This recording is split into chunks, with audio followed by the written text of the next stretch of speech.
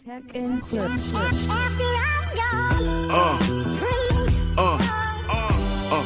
Yeah. Okay, guys. So we have this video. What Michael Jackson and the Bad really did to the music industry. Yes, super excited for this one. You guys already know that I'm a big fan of Michael Jackson. So I'm not too sure what this album is going to unravel. But I mean, based off of the title, it's definitely going to be about Michael Jackson's The Bad album and what it did to the industry, which I'm unsure of, So let's watch this video together and definitely give my perspective about it. I hope you guys will stick with me till then. Let's watch this together, guys. But you're telling me the story is almost like the story of my life, but you're telling me that it's based on another person. Yes, it is. You should change yourself. Look at yourself. Make better of yourself. When you look in the mirror, are you happy with what you see? I'm never totally satisfied. Michael Jackson's Thriller made history. But what he did next? It was riskier, edgier, and almost ended in disaster. Bad wasn't just an album, it was a bold attempt to outdo perfection. It broke records, sparked rivalries, and even involved a secret feud with another music legend that nearly derailed everything. And the most shocking part? One of its biggest hits wasn't even written by Michael. Stay with us, because this story only gets crazier. Okay, let's go. When Thriller exploded in late 1982, selling more than 66 million copies worldwide, Michael Jackson could have coasted on its success. Instead, he felt the weight of expectation like never before. By January 1986, he retreated to Westlake Studios in Los Angeles, determined to push past the biggest album ever labeled. Over the next 18 months, he penned a staggering 60-plus songs, tested them with Quincy Jones, then ruthlessly pared the list down to just 11 tracks that felt truly groundbreaking. Michael's perfectionism reached new heights. He'd spend 12-hour days reworking vocal takes until every breath, every whisper, even every breath-sucked gasp sounded exactly how he envisioned. Engineers remember him demanding unheard-of precision, sometimes redoing an entire track because a single cymbal hit didn't pop right. At one point, he flew to New York to chase a fresh acoustic vibe, only to scrap the recordings and return to LA a week later with even more exacting notes. But it wasn't just studio hours that defined this era, it was Michael's mindset. He wasn't aiming to top Thriller sales. He wanted to reinvent what a pop album could be. Gone was the blockbuster spectacle of disco-infused anthems. Instead, he chased a harder edge and darker themes. He'd experiment with drum machines and early digital synthesizers, layering in gospel choirs on Man in the Mirror, and rock riffs on Dirty Diana. Every decision carried the unspoken message. Bad had to be more than an album. It had to be a statement. By the time Bad was ready to launch, Michael Jackson didn't just sound different. He looked and moved like an entirely new artist. The soft-spoken, wide-eyed figure from Thriller was gone. In his place stood someone sharper, leaner, dressed in leather and studs, with a snarl instead of a smile. And this change wasn't accidental. It was calculated, deliberate, and deeply symbolic. Michael wanted to control not just the sound of pop, but its image. His appearance during the Bad era was inspired by a real-life news story about a young black student who left his rough New York neighborhood to attend a private school, only to be killed when he returned home during a break. That story haunted Michael. The idea of someone being too successful for their own community, and paying the price, hit close to home. It directly influenced the concept of the Bad short film directed by Martin Scorsese, where Michael plays a similar character caught between two worlds. The video for Bad wasn't just a performance, it was a rebranding. Shot in a gritty subway station in Harlem, it presented Michael as tougher, edgier, and unapologetically in control. His clothing, black leather, buckles, gloves, and chains, became iconic overnight. Gone were the sequin jackets and white socks. In their place, a look that screamed authority, confidence, and danger. But the shift wasn't just visual. His body language changed. The choreography was tighter, faster, more aggressive. Even his voice carried more punch. Listen to the snarling vocals on Bad or the staccato delivery in Speed Demon. He wasn't just performing, he was asserting dominance. And for the first time, Michael took full creative control. Bad marked his debut as sole executive producer. Quincy Jones still handled production, but Michael called more of the shots than ever before. He rewrote lyrics, reshaped melodies, and even clashed with Quincy at times over creative direction. This was no longer about collaborating, it was about commanding. If Thriller was a masterclass in blending pop and R&B, then Bad was where Michael Jackson tore up the rulebook entirely. Yeah. Sonically, the album marked a sharp turn, louder, tighter, more futuristic. It wasn't just about songs that people could dance to. It was about reshaping the DNA of mainstream music. Okay. The production on Bad was leaner and more aggressive than anything Jackson had done before. He leaned heavily into new digital technology, using gear like the Synclavier, Fairlight CMI, and Lindrum machines to sculpt a sound that felt synthetic yet soulful. Quincy Jones called it machine funk, robotic precision with human energy. You can hear that tension in tracks like Speed Demon and Another Part of Me, where synthesized bass lines run beneath intricate vocal layers and thunderous drums. Okay. But Bad wasn't just electronic. Jackson infused gospel harmonies, hard rock guitars, and funk-driven rhythms into a single cohesive sound. Dirty Diana brought in Steve Stevens, the guitarist known for working with Billy Idol, to add a searing solo that pushed the track into full-on rock territory. Smooth Criminal pulsed with a fast, syncopated rhythm that blended classical strings with streetwise swagger, resulting in a sound that would go on to influence artists like Justin Timberlake, Usher, and even The Weeknd decades later. Yeah. Vocally, Jackson pushed boundaries too. He used breathy accents, staccato phrasing, and multi-tracked layers to turn his voice into an instrument. His vocal performance on Bad wasn't just singing, it was rhythm, texture, and intensity. Listen to the rasp in Leave Me Alone, the pleading falsetto in Liberian Girl, or the whisper-to-scream dynamics in Dirty Diana. Every choice felt deliberate and fresh. It's easy to forget how experimental Bad really was. At a time when most pop music still followed predictable formulas, Jackson was layering genres, rewriting song structures, and adding cinematic flair. Okay. Critics were divided at first. Some thought it lacked Thriller's polish. But over time, Bad came to be seen as the album that ushered in the sound of modern pop. By the time Bad hit the shelves in August 1987, expectations were through the roof. Yeah. But even then, no one predicted what came next. Michael Jackson didn't just break records. He rewrote the definition of commercial success in pop music. Okay. Right out of the gate, Bad debuted at No. 1 on the Billboard 200 and stayed there for 6 consecutive weeks. It was the first album in history to produce 5 consecutive No. 1 singles on the Billboard Hot 100, an achievement no one had ever pulled off before, Okay. and no solo artist has matched since. The streak started with I Just Can't Stop Loving You, followed by Bad, The Way You Make Me Feel, Man in the Mirror, and Dirty Diana. Each one a chart-topping hit, each one sounding completely different from the last. And the impact wasn't just limited to the US. Around the world, Bad was dominating airwaves. In the UK, it topped the charts for 5 weeks and became one of the best-selling albums of the decade.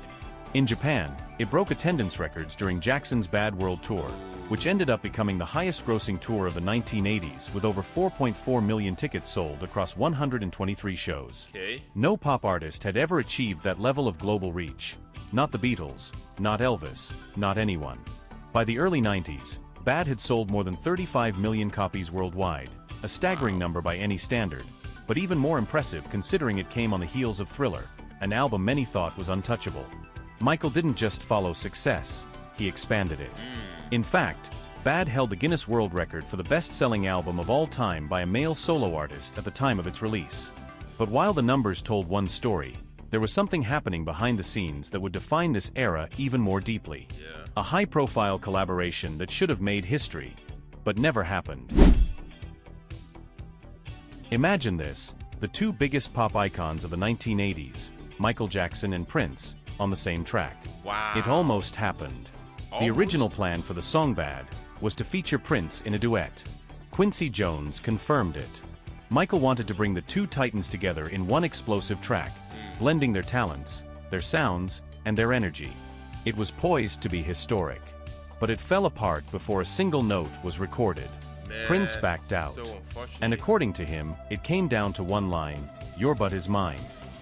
Prince allegedly looked Michael straight in the eye and said, "Who's singing that to who? Because you're not singing that to me, and I sure ain't singing it to you." The tension between the 2 stars had been simmering for years, but this was the breaking point. Prince refused to be seen as playing second to Michael, and Jackson wasn't about to give up control of his vision. Behind the scenes, the the rivalry between the two wasn't just creative, it was personal. Prince had a reputation for fiercely guarding his image and independence. Michael, at this point, was becoming more assertive and focused on outshining everyone. They respected each other's talent, but they were never close. In fact, when Bad was released without Prince, some fans wondered if that was intentional, a statement that Michael didn't need anyone else to dominate the charts. Years later, Prince would confirm that the collaboration was real, but that their personalities simply didn't mesh.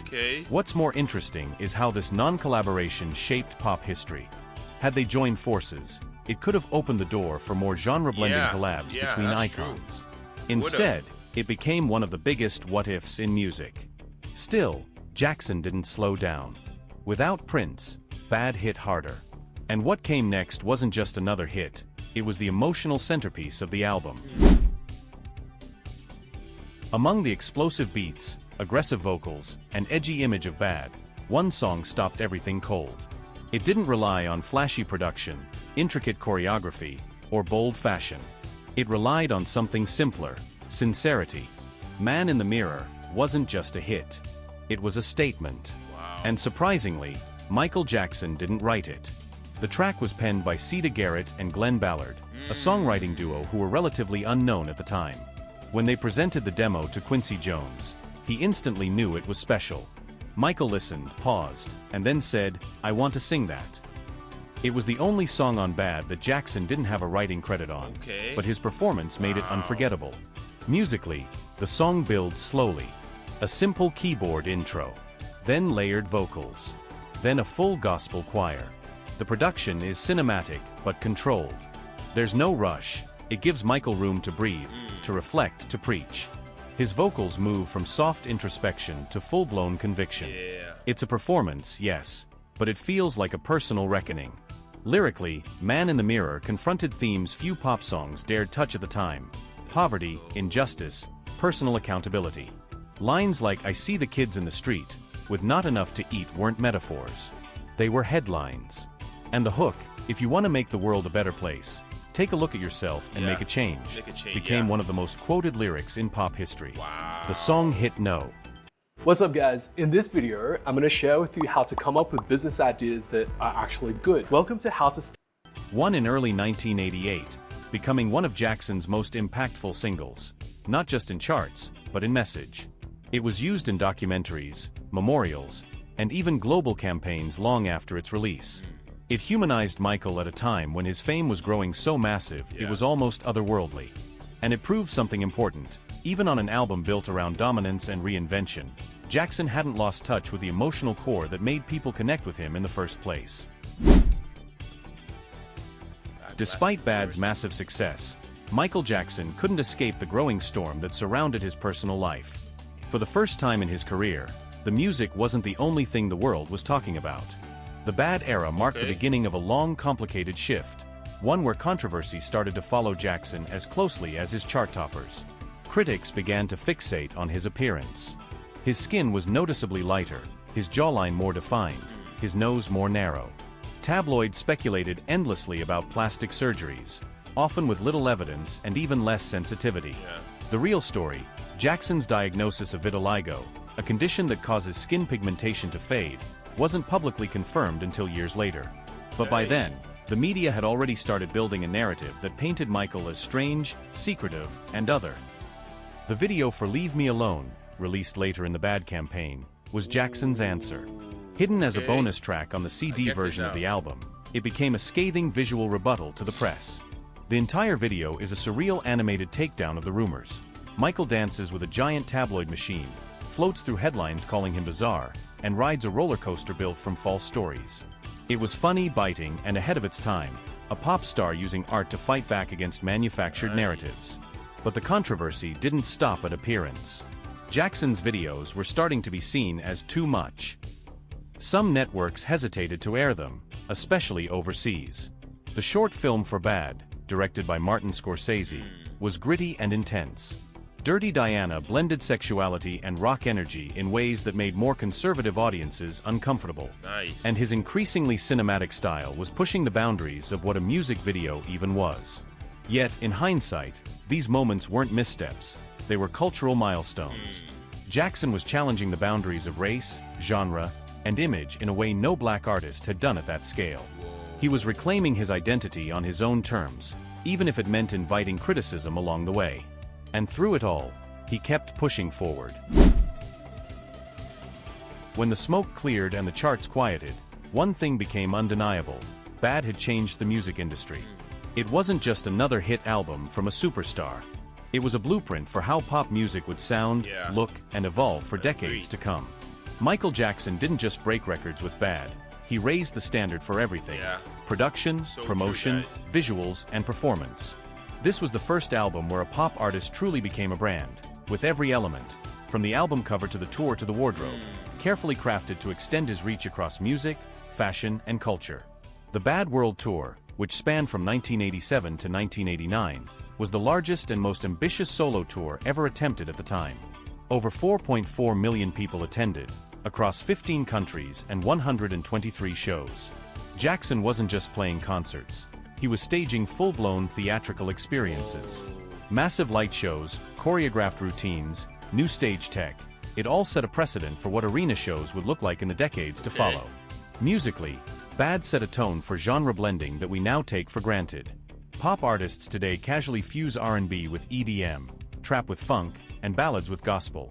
But Jackson was one of the first to make that fusion global and profitable. I agree. Songs like Liberian Girl brought in African rhythms, Dirty Diana flirted with hard rock, and Smooth Criminal delivered a futuristic groove no one had heard before. The boundaries between styles were starting to blur, and Michael made it cool. And his influence? It's everywhere. Beyoncé, Bruno Mars, The Weeknd, Usher, Justin Timberlake, BTS, all have drawn inspiration from the Bad era. Not just in sound, but in the idea that a pop album could be a statement, a moment, a movement.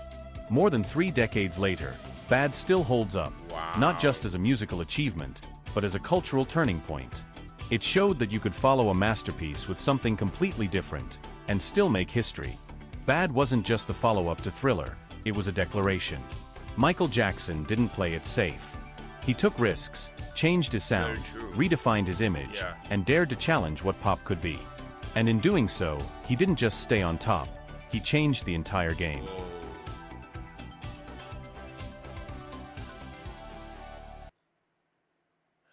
Guys, what Michael Jackson's Bad really did to the music industry. Shout out to the channel. This see Real Records. Shout out to this channel, for this insightful video. Guys, wow. This was just not wow.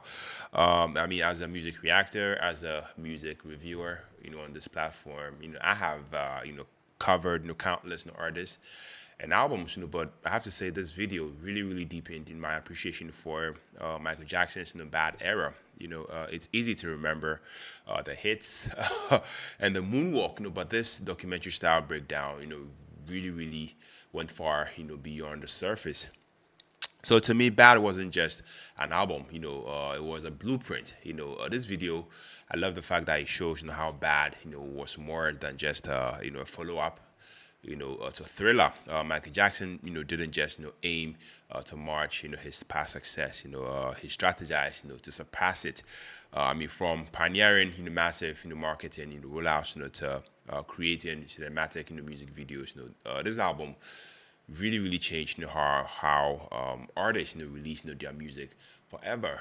It laid the groundwork, for the modern era rollout, we see today from artists like Beyonce and Bruno Mars, The Weeknd, Taylor Swift, and all of them. Focus, on short films, like, Smooth Criminal and Bad, our storytelling tools, was mind-blowing. I have to say, for that era, Michael Jackson didn't just make music videos, he elevated them into, full-blown, cinematic experiences. The fact that, this became an, industry expectation, afterward, is definitely a proof, of how disruptive, Bad truly was. I loved, I loved how the video, discussed, Michael Jackson's, desire, to outdo Prince, and how that rivalry, even if subtle, pushed him creatively. It's a side of Michael Jackson, we don't always hear about. I have to say, I mean, the ambitious mastermind, who meticulously, planned every beat, dance moves, and visuals. To me, one of the most powerful takeaways, from this video was how Michael Jackson's success helped normalize black artists, mainstream channels, like MTV. The album Bad, I have to say, cemented his global superstardom, and in doing so, I mean, broke open doors for future generations of artists of color. Yeah, Bad might not have outsold Thriller, but I have to say its impact, was arguably more foundational, in shaping the music industry machine, we know today, from multi-million dollar tours, brand, partnerships to, global rollouts. Michael Jackson wrote the playbook, in my opinion. Yeah. Once again, as a YouTube music reactor, as a YouTube music reviewer, this video reminded me that, Michael Jackson wasn't just a performer, he was a visionary. The album Bad wasn't just an album, it was a masterclass, in marketing, innovation, and cultural, impact. So yeah, I loved it, guys. I definitely loved it. This video is definitely 10 out of 10 for me. So insightful, and I enjoyed every second watching it. But guys, let me know what you think about this one down in the comment section. Let me know if you want me to continue checking out more documentaries, more insightful videos such as this one. Let me know your thoughts down there. My name is Philip. On to the next reaction. Take care. Stay safe. Peace out.